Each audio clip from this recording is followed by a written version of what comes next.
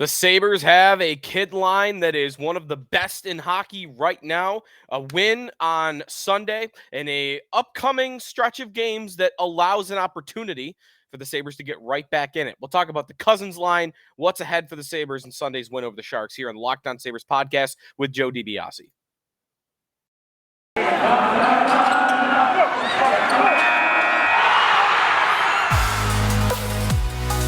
Your Locked On Sabres, your daily podcast on the Buffalo Sabres. Part of the Locked On Podcast Network, your team every day.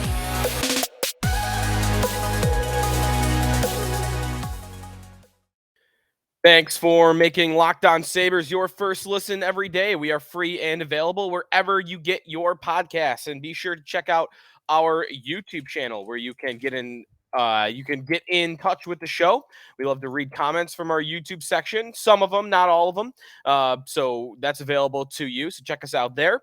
And wherever you may be listening, be sure to like and subscribe the show. Give us a rating. And we always appreciate that as well. Our most recent show was about Peyton Krebs on the YouTube channel, so be sure to check that out. We had a comment from Joel in the comments that said he needs to be in Rochester for the rest of the year. A little bit of a jump, if you ask me. I wouldn't do that.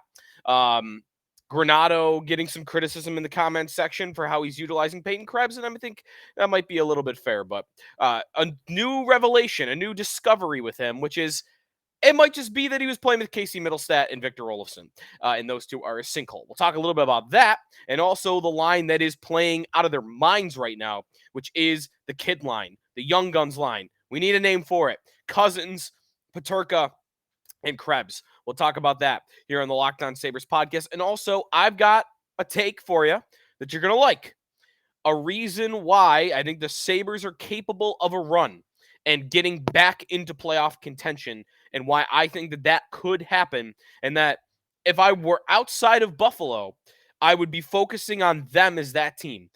That's ahead here on today's show. At Sneaky Joe Sports to follow us on Twitter. I'm at Sneaky Joe Sports, and at Locked On Sabres to follow the podcast account. Been fighting a little bit of a cold. Been losing my voice, which in radio and podcasting is literally the worst thing to happen. So should be able to go about 20 minutes here, but we're going to play that by ear. Got the water here. So we'll see how we take it here. But I think I should be good. Been chugging tea for the last couple of days, chugging water, all the liquids. So fun show planned for you today. One news item, though, to start with, and not necessarily a fun news item to start with. The World Juniors. Remember the World Juniors? They happened in August. And they're happening again in December in their normal slotted time. The August World Juniors were a makeup of last year's World Juniors. So we've got 3 weeks until they get rolling. And there are a lot of Sabres prospects that are eligible to be at the World Juniors, included among them Isaac Rosén, who is currently with the Rochester Americans. Sweden, I believe, will be announcing their roster on Wednesday. Let me double check that actually right now. And yeah, they have not announced their roster as of now, so I don't know when they're going to do that. But he's one name that would be eligible for this. And we talked about Noah Östlund as another eligible player for Sweden, same team. Yuri Kulich is another one. Kulich and Rosén would have to be released by the Amerks. They would have to basically be permitted by the Amerks to do it. And I think that probably will. Here we go. Chad D. Dominicis tweeted this on Monday. Sweden will announce their roster, which could include Noah Östlund and Isaac Rosén. If Rosén's on that roster, it sounds as though he will be released. Same goes for Kulich. Okay, so essentially what Chad is saying is if he gets selected, those guys get selected, the team, the Amerks will allow them to go play at the World Juniors, which is not a surprise. Usually the AHL level, they'll let those guys go. So Kulich seems likely for the Czech Republic, and Östlund seems likely for Sweden. Rosén probably as well. One name, a little bit of a disappointment, that he's not going to be at the World Juniors is Matthew Savoie. Matthew Savoie, the 9th overall pick by the Buffalo Sabres in this past draft, who I have been very high on. I've been talking him up for months since that pick was made. He was not selected to Canada's camp, not even just the team, but he was not invited to camp. And that is a big disappointment that is the case. But it's also not out of left field. Savoy has been really struggling this season with the Winnipeg Ice in the WHL. After last year recording 90 points in 65 games, you probably would have been hoping for a step forward in terms of his offense, just looking at his numbers. A lot of his advanced numbers reflect this as well, into the hundreds this year with Winnipeg. And instead, he has even taken a bit of a step back. 29 points in 23 games, still not terrible, but when you're a 9th overall pick and you are already drafted and you go back to juniors, you're expected to take a step forward. And that is not happening right now with Matthew Savoy. So a little bit of a concern, no need to hit the panic button, but definitely a disappointment that he is not going to be with Team Canada at the World Juniors. And I will give you one example of why you don't have to hit the panic button. Jack Quinn made Canada's World Junior team, but was a 4th liner and played very few minutes and did nothing at the World Juniors. And now, we'll talk about him in a second, Jack Quinn looks great. So don't read everything into Canada, who is the best roster at the World Juniors, not selecting Matthew Savoy. But worth noting, his development has stalled just a little bit here at the beginning of the season. If that is continuing to happen into the spring and into the later stages of the junior season, then I'll start to be more and more concerned. But for now, just worth noting, stalled a little bit, but I think we're okay on Matthew Savoy for now. But definitely disappointing he will not be at the World Juniors. We've got a kid line, though, in the Sabres that are doing really well, that are at the NHL level and are doing well, which is more important, I think, at this stage in the Sabres build. Dylan Cozens, JJ Peterka, and Jack Quinn are playing out of their minds right now. A 6-3 win by the Sabres over the San Jose Sharks on Sunday. By the way, 2-0 with the red and black. Not surprised in the least. They are unbeatable when they are wearing those jerseys. They cannot lose wearing black and red. They have not done it in 16 years. That line on that team wearing those colors is the most fun thing to watch on this team in years. 12-5, by the way, in the 2 games the Sabres have won wearing black and red. They've won those 2 games 12-5. Now, in Sunday's win, Dylan Cozens notches 3 assists. JJ Peterka scores a nice goal, and Jack Quinn scores 2 goals. All 3 played phenomenal. And if you look at their advanced numbers, they dominated the shot totals. They dominated the Corsi for. They dominated expected goals for. They were the best team line on the ice every time they were out there. They are really developing into a fun line, a high event line as well. A good tweet that Saber Metrics had on Twitter, who's a good follow on Sabres Twitter, that I'll put up for our YouTube watchers right now. Right now, the top 10 lines in the National Hockey League at 5-on-5. Stick with me. This is a mouthful, but it's really not that advanced of a stat. It's just a lot of things to kind of pin it down to the most meaningful minutes. Top 10 lines in the league at 5-on-5. Expected goals for per 60 minutes. So this is the amount of goals you're expected to score as a line per 60 minutes of ice time that you get. And right now, in that stat, the Cozens, Quinn, Peterka line are the number 1 line in hockey. The most goals expected per 60 minutes of ice time of any line in the league. Essentially, they're the most offensive line in hockey. That's essentially what that means. In layman's terms, the Quinn, Peterka, Cozens line is the most offensive line in hockey. 5.28 goals per 60 minutes. In fact, that is way above Alex Barkov, Matthew Tkachuk, and Carter Verhaeghe, who are the second highest line in that category. And then Paul Stastny, Derek Stepan, Stefan Nuisen, Connor McDavid, Ryan Nugent-Hopkins, Zach Hyman are next. Sidney Crosby, Ricard Raquel, Jake Gensel. We are talking about other teams' top lines that Cozens, Quinn, Peterka are the top at. And by the way, they are the youngest line in hockey. They are doing this as the youngest line in hockey. And I think there are a couple of things that are happening that is making that line so effective. One, they are lightning fast, all 3 of them, in part because of their youth, but also all 3 are tremendous skaters. Cozens' straight ahead speed is right up there at the top of the list for the fastest Sabres. Cozens lacks a little bit of the agility that some of these other guys have. So if he's be making these cuts, or he's going side to side, or if he's stopping along the wall, not quite as agile as these others. But straight ahead speed, you saw the goal that he sets up Jack Quinn on in the Shark game. It's just he gets the puck in his own end and he races straight ahead and he beats the Shark all the way to the spot to be able to make the pass. So straight ahead speed, Cozens has it. Peterka, I think, is the fastest player on this team and the best skater because he's got the speed and also has the agility. He can move all around the ice. It makes him so dynamic as an offensive threat. And then Quinn is very similar to Peterka in that regard, where he can move anywhere on the ice, cuts to the middle a lot because he's got that powerful stride on his right leg. I mentioned that shootout goal he scored the other day and how athletic he is to put all his weight on one leg and push off to the right to be able to slip that puck around Nedeljkovic of the Red Wings to beat to beat Detroit. Quinn, Peterka, Cozens, their speed and their athleticism as a line in their youth makes them fast. And they've all got skill. They've all got skill. They've all got playmaking ability. They've all got good hands in terms of stick handling. And now that Cozens is scoring and started to figure out his shot a little bit, all three can put the puck in the back of the net. All three are finishers. And that is a big difference between some of the other youthful Sabres that are maybe stalling right now. Casey Middlestat, for one. Middlestat, highly thought of prospect, top 10 pick. He's got the playmaking. He's got good hands. He's got good speed. But one thing that Middlestat lacks is he has no finish to his game, or a very, very little finish to his game.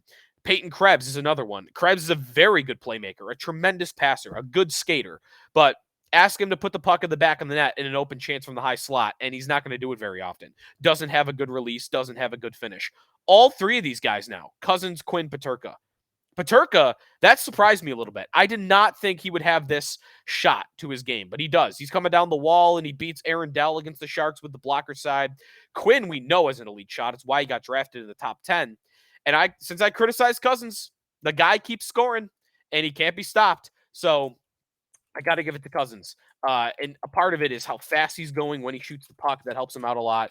I still would like to see him change the angle of his shot and his release a little bit more often. But I've been very impressed with him in the last week or two. And Cozens now, by the way, second star of the week in the NHL. And he has 8 points in his last 3 games, which means he now is almost at a point per game on the season. 24 points in 25 games. An offensive jump. We were wondering before the season, who's going to take that Thompson leap? Who's going to be that guy that goes from pretty good player. Thompson wasn't even that, but who can make that massive step forward? Dahlin did this, and then Thompson did it. Who was going to be that guy this year? And it's been Cozens. Peterka and Quinn have showed up, and they've been great right away. But Cozens is the one that has gone from 38 points last year to, oh, boom, he's a point-a-game player. And the Sabres need multiple guys like that to take leaps like Cozens is currently making. So good on him. He has been tremendous.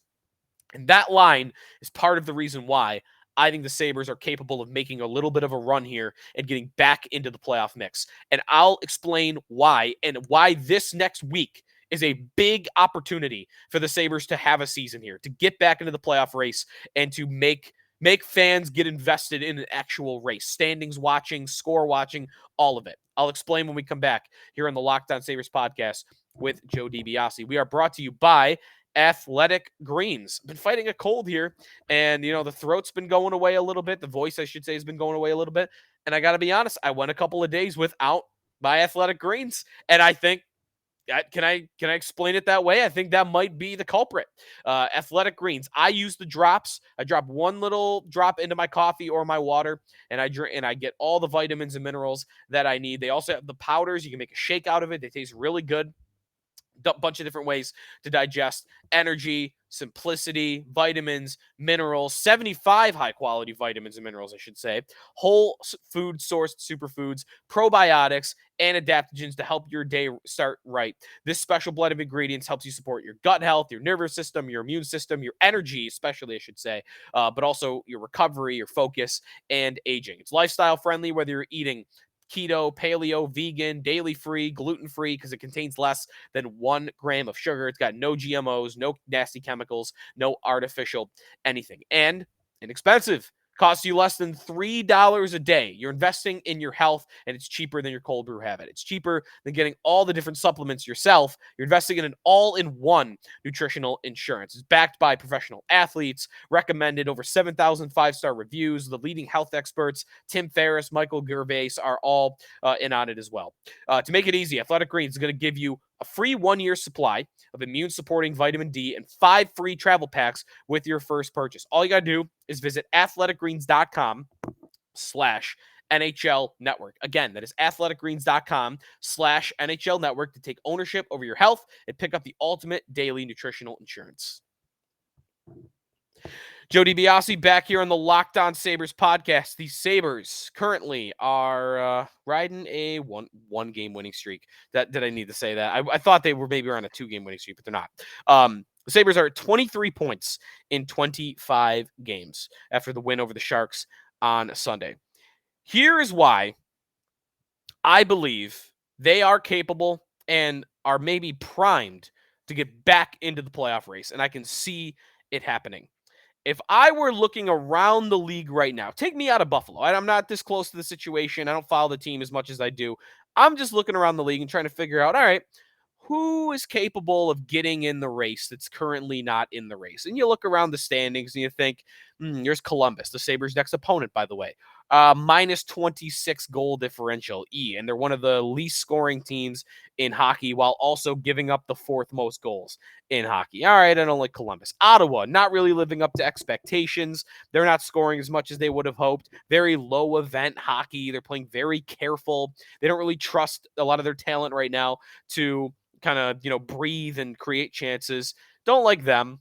If I go out west, Arizona, no, we're least talented team I've ever seen. Chicago, same thing. They were tanking before the year. Anaheim's doing a little bit of a stealth tank here, and their best player is their goaltender who hasn't had a good season in 3 years. So I don't like them. I don't know. What about St. Louis? St. Louis is a team you might think, they got some talent. They got some good young pieces. They got some veterans. Got a couple of goaltenders, but minus 23 goal differential, and they're not scoring a lot. And by the way, their goalie's a head case in Jordan Binnington. So I know they have a couple of goalies, but they're not really playing well. Nothing's really going right for them. So what's the argument on St. Louis? In fact, aging is a big reason why you might think they're over the hill. Who else? Vancouver, same thing. I don't really like the coach, and they're making trades to kind of squeeze every last ounce out of this core out. And we've seen this core. That's another thing with teams like Vancouver and teams like Philadelphia and Montreal and San Jose. We've seen these core groups try and fail. So why am I supposed to think this year is different? The Sabres would be the team I would pick out. And the Sabres would be the team I'd think, okay, I can see it. And to make a football comparison, I do this with a lot of sports. I do this with the NFL this year with the Jacksonville Jaguars. And to compare the Sabres to the Jaguars might sound like an insult. But the reason I latched on to Jacksonville in the last month is the record's not good, but all the games they lose are one-score games. They actually have a very good point differential. They were in the positive until this week. And they've got young talent. They've got a young, supposedly generationally talented quarterback in Trevor Lawrence. They got these good receivers now. They got this nice running back. They got a new coach that everybody seems to like. They've got some new pieces on defense, the Josh Allen pass rusher. They've got youth, and it might be a year early on them, but there's reason to believe that they're better than their record. Now, to make the Sabres comparison, why I would believe they are capable of getting back in the race. One, hockey's different than football. More games, more opportunity to get back in the race, more opportunity to go on a streak and get back in it. And the Sabres have 57 games to play. They have a lot of meat on the bone left to go. They have a lot of opportunity here, as I will put it. The Sabres, if I were to make the argument for the Sabres, and pretend I'm not in Buffalo, what's the argument for the Sabres getting back in? One, for how high event a team they are. Start there. 96 goals scored. 96 goals scored. They have scored the second most goals in hockey. Let me repeat that if you haven't seen that floating around. The Buffalo Sabres have scored more goals this season than everyone else in the NHL except the Dallas Stars. That's it. Dallas has scored 98. Sabres have scored 96. Boston has scored 96. They have a ton of offensive talent, and they're no longer reliant on one line. I just talked about the Quinn, Cozens, Peterka line. With that kid line, the new Roy Vanica Finneganov, if I will, that line stepping up and showing up has allowed the Sabres to become a two-line team. Thompson, Skinner, and Tuck have been dynamite all year. Now we've got a second line that they can rely upon. And there's a checking line down there and a Poso Gergensons. You know what they're going to give you. So I've got two lines I trust offensively, and I got a third line I trust defensively. The middle stat line is a sinkhole. They need to get that figured out. But they're scoring. They're scoring a lot. That is big. And for me, that brings me to part 2 of my thesis for why the Sabres can get back in the playoff race. We know they can score. Why aren't they winning more games? Simply put, they allow a lot of goals. The Sabres have, while they scored the second most, they have allowed the 7th most goals in hockey. They've allowed 92 goals on the season. That's a lot. And part of that is defensive woes. Part of that is defensive injuries. And that's something that you can't really control. And part of it, of course, is the fact that here we go again, they can't find any semblance of competent play when it comes to goaltending. So those 3 reasons are why they can't stop anything. They can't stop a beach ball. Well, which thing is likelier to maintain? What's more likely to hold up? The Sabres scoring at a top rate or the Sabres letting in goals at a top rate? And I'm here to argue that the Sabres scoring goals is more sustainable than the amount of goals they're letting in. And the reason why would be a lot of their youth. The fact that they are the youngest team in hockey. The fact that it took Jack Quinn a month to get going into the season. It took Peterka a month to really sustain some consistency. Cozens, too. Those 3 are the biggest reason. But also, Don Granato finding his way back to putting Alex Tuck with Tage Thompson and Jeff Skinner. By the way, Thompson, remember, started the season slow. He only had like 3 or 4 points in the first week or 2 of the season. So it took everybody a little bit to get going. And because they're so young, it feels, maybe I'm relying on a narrative here for this, but it feels like because they're so young that there's only room to grow, right? There's only room to go up. And maybe they find a way to get that middle stat line going or find any semblance of a third scoring line with Peyton Krebs maybe leading the way at center. But anyways, it's those top 2 lines. I don't see them falling off. They'll find some inconsistencies, especially the kid line, I'm sure, because of how young they are. But I don't know. I trust youth in this league and now in today's game. I trust speed, youth, and skill. And that's what they've got going in their top 6. On the other end, the amount of goals they're letting in. They missed Matthias Samuelsson for 2 weeks, 3 weeks. He's back. Yoki Haryu's back. And the power Dahlin pairings have been dominant when they're on the ice. And now that they've got competent partners, they can't be stopped. The third pairing's a bit of a sinkhole, the same way the middle stat line is a bit of a sinkhole. Part of this is one of 2 things could happen here that could prevent the Sabres from letting in as many goals as they are. One, they make a trade. And we talked about Jacob Chikrin a couple of episodes ago. He would stabilize the third pair. He would play big minutes, and he would really help the Sabres out defensively when it comes to limiting scoring chances. That's number 1. The second avenue to letting fewer goals in. Get one goalie. I don't care who it is. I don't care if it's Ukko-Pekka Luukkonen because he's got all this talent and he was a highly thought of prospect and he just figures it out in his rookie season. I don't care if it's Eric Comrie, who was the best backup goalie in hockey last year and he gets his feet under him. I don't care if it's Craig Anderson turning back the clock and he has a hot month. I don't need the rest of the season. I think the Sabres need the rest of the season. One of the 3 goalies to have one hot month. That's it. If one of those 3 has one hot month, the Sabres are back in it because it can happen like that. One winning streak and you're back. And to give you an example and to put that into perspective, how quickly it can turn. The Sabres right now have an opportunity in front of them. Their next 3 games, Wednesday night against the Columbus Blue Jackets on the road, and then a home and home on Friday and Saturday with the Pittsburgh Penguins, who they're dealing with some missing pieces. Chris Letang, thoughts for him. He had a stroke. So hopefully he's okay health-wise. There was a good update on him today, I guess, that he is doing better. But he's not in the lineup right now. So they're missing their number 1 defenseman. And the Penguins currently sit in the top wildcard spot with 30 points. And if the Sabres, the Penguins, by the way, at time of recording, are beating the Blue Jackets 3-1. So let's assume they win that game. Pittsburgh will be at 32 points. And the Sabres will have 3 games. One against Columbus, and then 2 in a row against Pittsburgh.